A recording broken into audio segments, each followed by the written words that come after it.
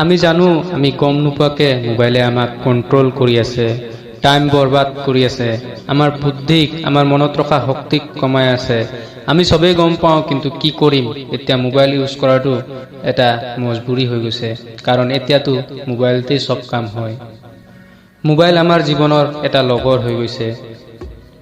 কিন্তু আপুনি গম পায়নে 100%ৰ ভিতৰত 70% আমি বেয়া কামতে ব্যৱহাৰ কৰোঁ, অকল 30% হে ভাল কামত ব্যৱহাৰ কৰা হয়। এই ভিডিঅ'টো সম্পূৰ্ণকৈ চাব, আৰু সম্পূৰ্ণ চোৱাৰ পাছত মোবাইলে আপোনাক নহয়, আপুনি মোবাইলক কন্ট্ৰোল কৰিব।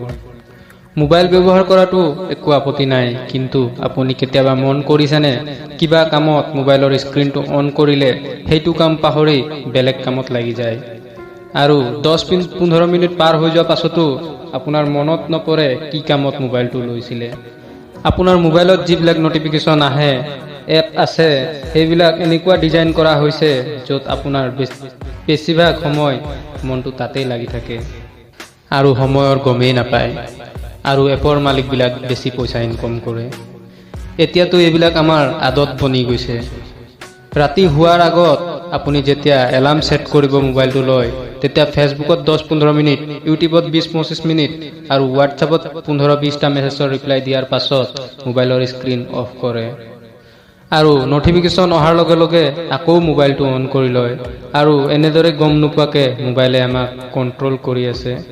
আজিকালিতো বাহিৰত খেলা ধূলা বন্ধ হৈ গৈছে, কাৰণ তাৰ জেগাত online free fire, PUBG game আহি গৈছে। লগৰৰ লগত ঘূৰা ফুৰা কমি গৈছে, মনত ৰখা শক্তি কমি গৈছে, পঢ়াত মন নবহা হৈছে, আৰু কি জানি কিমান লোকচান হৈছে। আপুনি এপৰ মালিকবিলাকৰ গোলাম হ'ব বিচাৰে নেকি? যদি নিবিচাৰে, এই ফালতু এপবিলাক আনইনষ্টল কৰি দিয়ক, নহ'লে ইয়াৰ নটিফিকেশ্যনবিলাক বন্ধ কৰি দিয়ক। এই নটিফিকেশ্যনবিলাকে আপোনাৰ মনটো বেলেগ ফালে টানি লয়।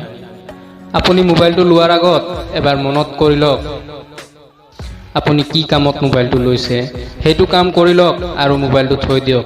সব সময়তে মোবাইলটো লগত লৈ ঘূৰা আদত, মোবাইলক লগত লৈ শুৱা আদত একেবাৰে এৰি দিয়ক। মোবাইল ব্যৱহাৰ অকল ভাল কামত কৰক, পঢ়াৰ কাৰণে কৰক, জ্ঞান লোৱাৰ কাৰণে কৰক, মটিভেশ্যন লোৱাৰ কাৰণে কৰক। যিকোনো বস্তু ভাল আৰু বেয়াৰ কাৰণে নাথাকে, অকল আমাৰ ব্যৱহাৰ কৰাৰ ওপৰত ডিপেণ্ড কৰে তাক আমি ভাল কামত ব্যৱহাৰ কৰিছোঁ নে বেয়া কামত। ভিডিঅ'টো ভাল লাগিলে লাইক শ্বেয়াৰ কৰি দিব, আৰু চেনেলটোত প্ৰথমবাৰ আহিছে যদি ছাবস্ক্ৰাইব কৰি দিব। আকৌ লগ পাম নতুন এটা ভিডিঅ'ত। জয় আই অসম।